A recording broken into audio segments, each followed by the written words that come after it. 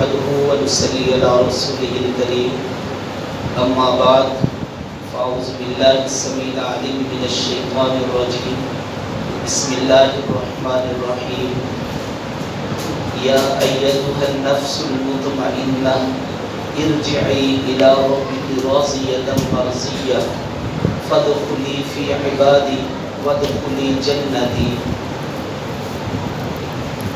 یہ سورۃ الفجر 30ویں پارے کی آخری آیات ہیں جو ابھی آپ نے نماز کی دوسری رکعت میں بھی سماعت فرمائی ہیں۔ کوئی لمبا چوڑا درس نہیں ہے، صرف حاضری لگوانی ہوتی ہے کہ رمضان مبارک قریب آ رہا ہے تو دوست احباب کو یاد دہانی ہو جائے، تیاری پکڑ لیں کہ اللہ تعالیٰ کا مہمان ہمارے پاس آ رہا ہے اور اللہ تعالیٰ اس مہمان کی ہمیں کما حق و قدر کرنے کی توفیق عطا فرمائے، اور اللہ تعالیٰ ہماری زندگیوں میں ایک بار پھر جو ہے رمضان مبارک ہمیں نصیب فرمائے۔ ایمان بچانا آج کے دور میں بڑی بات ہے، کسی بھی دور میں ایمان بچا لینا بہت بڑی بات ہے۔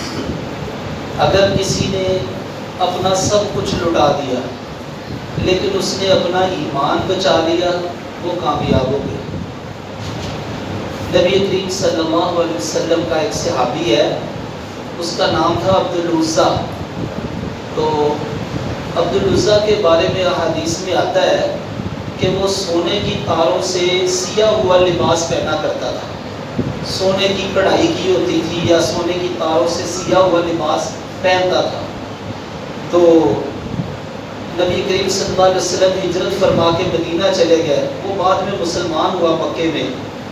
تو جب اس کے چچا کو پتہ چلا نا کہ میرا بھتیجا عبد العزیٰ مسلمان ہو گیا ہے، تو اس نے اس سے اس کا لباس اتروا دیا، چچا نے، وہ کافر تھا، لباس اتروا دیا، جو کچھ پاس تھا وہ بھی چھین دیا، ننگا کر کے باہر نکال دیا عبد العزیٰ۔ یہ روتا ہوا اپنی والدہ کے گھر گیا، دروازہ کھٹکھٹایا، والدہ کا گھر علیحدہ تھا۔ تو ماں کہتی کون ہے؟ کہنے لگا میں عبد العزیٰ تیرا بیٹا۔ وہ دروازہ کھولنے لگی، کہنے لگا اماں دروازہ نہ کھولنا، تو پہلے کوئی چادر کپڑا بھیجو، میں ننگا ہوں، دروازہ نہ کھولنا میں۔ تو ماں کہتی بیٹا ایسا وقت کیوں آیا، تو برہنہ ہو گیا، ننگا ہو گیا؟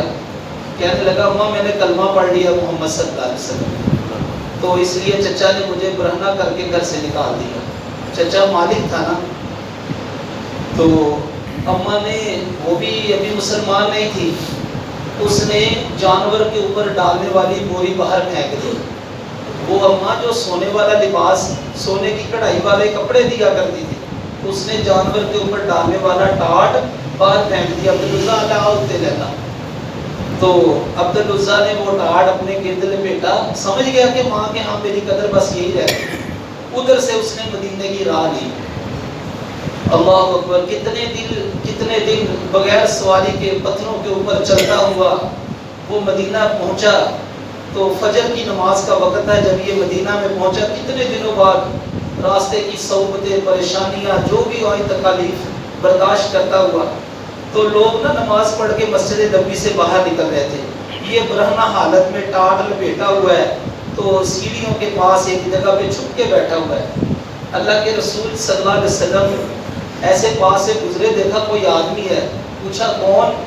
کہا جی میں عبد العزیٰ۔ کہا مکے سے آئے ہو؟ جی مکے سے آیا ہوں۔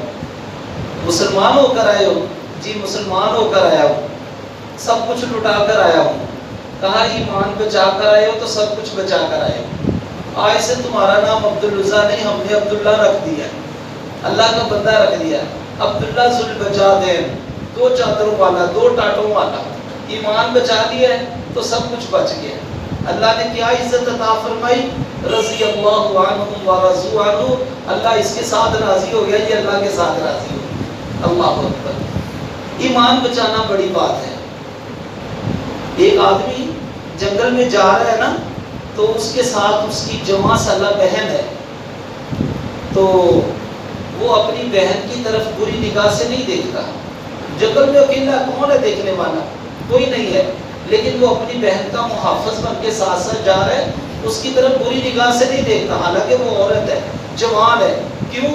اس کے دل نے تسلیم کر لیا ہے کہ یہ میری بہن ہے، پاکیزہ ہے، اسلام نے مجھے یہ رشتہ عطا فرمایا. اسی طرح جب ہم کسی کی ماں بہن بیٹی کو اپنی بہن بیٹی سمجھیں گے، سمجھے ہم نے ایمان بچا لیا. انسان کو بھوک لگی ہے، کوئی مثال، انسان کو بھوک لگی ہوئی ہے، شدت کی بھوک ہے، تو اس کے سامنے غلاظت رکھی ہوئی ہے، گندگی رکھی ہوئی ہے، وہ نہیں کھاتا. کیوں؟ حرام ہے، ناپاک ہے، مکروہ ہے، طبیعت گوارا نہیں کرتی اور انتہائی بری چیز ہے. باوجود شدت کی بھوک ہونے کے وہ غلاظت نہیں استعمال کرتا. کیوں؟ کہ حرام بھی ہے، اسلام میں منع بھی ہے اور دل بھی برداشت نہیں کرتا. تو میرے پیارے بھائیوں، یہ اپنی جان تو دے سکتا ہے، غلاظت اندر نہیں لے جا سکتا. اسی طرح انسان دوسرے کے مال کو ناحق استعمال نہیں کرتا. کیوں؟ اللہ تعالیٰ نے حرام کیا ہے. دمہ حرام، مالہ حرام، وعزتہ حرام. کسی کی عزت بھی تیرے اوپر حرام ہے، کسی کا مال بھی تیرے اوپر حرام ہے. بالکل بے نہیں، جس طرح غلاظت نہیں کھائی جا سکتی، کسی کا مال بھی سے استعمال نہیں کیا جا سکتا. لوگ سمجھتے ہیں نا کہ شاید جو ہے وہ فلاں چیز حرام ہے، فلاں چیز حرام. وہ بکرا چوری کا جو ہے وہ حلال ہے کہ حرام ہے؟ چوری کا بکرا وہ حلال ہے کہ حرام؟ حالانکہ بکرا تو اس کا دل نہیں کرتا کھانے کو. کون شخص ہے جو مٹن پسند نہیں کرتا؟ لیکن وہ حرام ہے، اسی طرح حرام ہے جیسے گندگی حرام. ٹھیک ہے؟ تو جس نے اس گندگی سے اپنے آپ کو بچا لیا، اس نے اپنا ایمان بچا لیا. آخری ایک بات میں آپ کے سامنے عرض کر کے بات مکمل کرتا ہوں. محمد سعید نامی ایک نوجوان ہے، تابعی تھے. تو یہ دشمنوں کی نا قید میں چلے گئے، دشمن نے ان کو پکڑ لیا. تو اب ان کے اوپر نا کیا سزا دی جائے، کیا کہا جائے، ان کو ظلم و ستم کیا جائے، مارا جائے، یہ کیا، بڑے منصوبے بنا رہے. ایک آدمی کہنے لگا یار اس کو یہودی بنا دو، محمد سعید کو یہودی بنا دو، کیا ہی بات ہے، کامیاب ہو جاؤ گے. آج ہماری نوجوان نسل کو، ہمارے بچوں کو خاموشی کے ساتھ یہودی بنایا جا رہا ہے، ہندو بنایا جا رہا ہے، عیسائی بنایا جا رہا ہے اور طرح طرح کے ان سے سوشل میڈیا کے ذریعے کام لیے جا رہے ہیں. ہم اس سے غافل ہیں، بے خبر ہیں.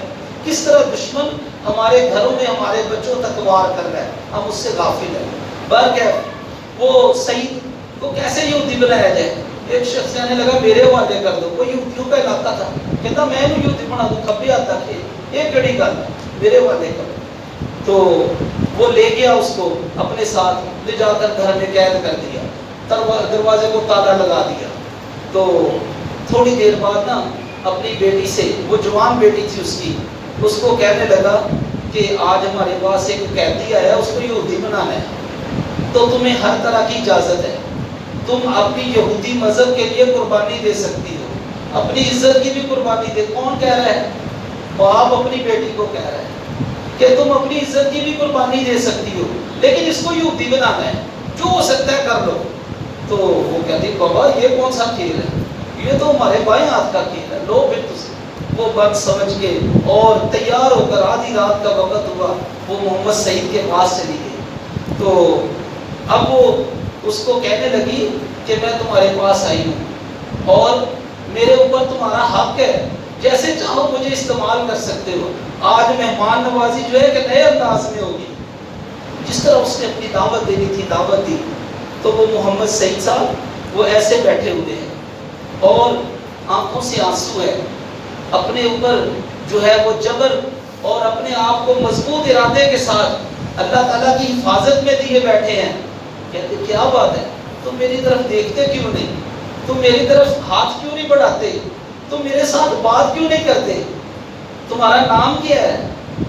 کہنے لگا میرا نام ہے محمد سعید اور میری نسبت ہے محمد صلی اللہ علیہ وسلم کی طرف. کس کی طرف ہے میری نسبت؟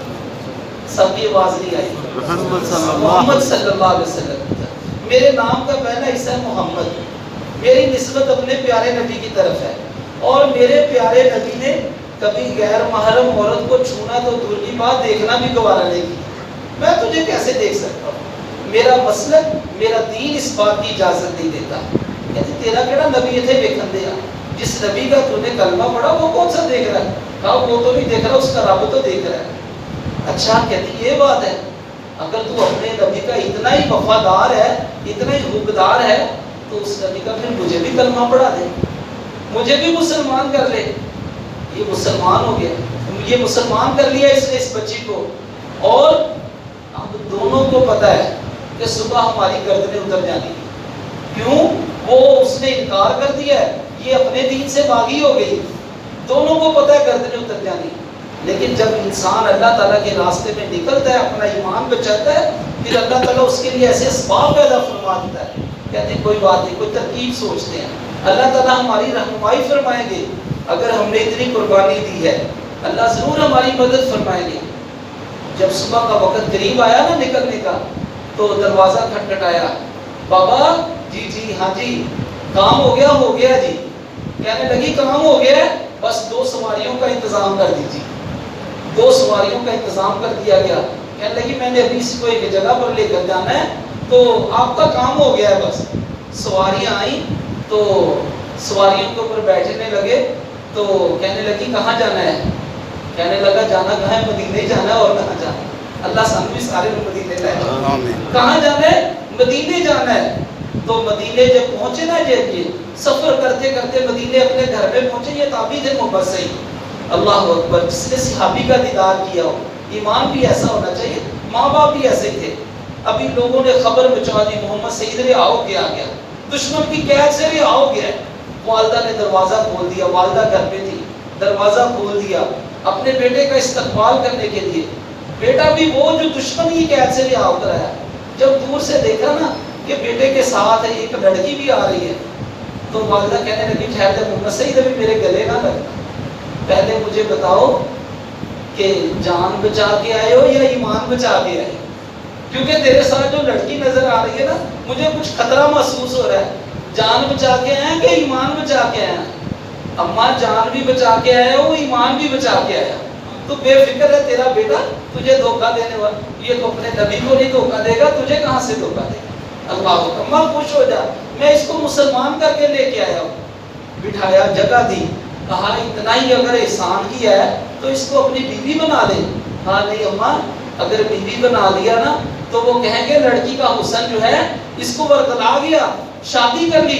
میں اس کو بہن بنا کر لے کے آیا ہوں, اور بہن بنا کر ہی گھر سے اس کو رخصت کروں. اللہ اکبر. تو میرے پیارے بھائیوں, جس نے اپنا ایمان بچا لیا, اللہ کہتا ہے یا ایھا النفس المطمئنہ. پھر آخری وقت آئے گا اس کے اوپر جب ہم اپنے فرشتوں کا نزول فرمائیں گے. وہ فرشتے آ کر کیا کہیں گے؟ ارجعی الی ربک راضیۃ مرضیہ. تو اس حالت میں اپنے گھر سے, اپنے جسم سے نکل, روح اللہ تعالیٰ تیرے اوپر راضی ہو چکا ہے. فادخلی فی عبادی وادخلی جنتی. تو ہمارے نیک بندوں میں شامل ہو جا, جہاں ہماری جنتوں میں داخل ہو جائے. اللہ اکبر. اللہ تعالیٰ ہمیں بھی جو ہے اپنا ایمان بچانے کی توفیق عطا فرمائے. یہ دنیا کی زندگی ہے, چند روزہ ہے. یہ جو کوئی انسان اللہ تعالیٰ کے تابع اور فرما بردار ہوتا ہے اس کی بھی گزر جاتی ہے, جو نہیں ہوتا اس کی بھی گزر جاتی ہے. لیکن جس نے اپنے آپ کو اللہ اور اس کے رسول کا تابع فرمان کر لیا, ان کا فرما بردار ہو گیا, اس کی زندگی یہاں پر جو ہے جیسی بھی گزرے گی, لیکن وہ جنتوں میں ہمیشہ ہمیش رب کا مہمان بن جائے گا. اللہ کریم ہمیں ایسے ہی نیک اعمال کرنے کی توفیق عطا فرمائے. وآخر دعوانا الحمدللہ رب العالمین.